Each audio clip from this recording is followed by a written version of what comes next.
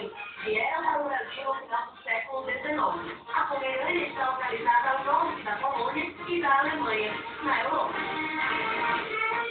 Depois de Santa Catarina, é no Espírito Santo que está a maior concentração de Pomerânia. Você pode agora, porque nós não está esperando. Gente, eles contam que nem mesmo os alemães entendem esse dialeto.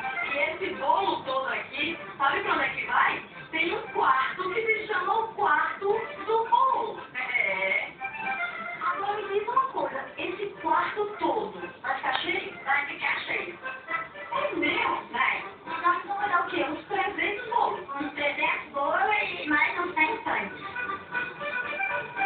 E é somente na cozinha que se tem uma ideia da proporção que é um casamento pomerano. Olha só o número, são 600 quilos de carne de boi. Eu estou impressionada no tamanho do tacho que está cheio de carne. Então, isso gasta umas 5 horas para cozinhar assim, desse jeito, aí fica macio, hein? Uma carne muito gostosa. Quem é que é a mãe da noiva aqui, hein? É a senhora. Está aqui no meio da cozinha. Tudo bem? Hoje não era dia da senhora estar descansando, não? Não, hoje é dia da preparação, né? A mãe da noiva trabalha assim mesmo? Trabalha também. E são quantos quilos de frango?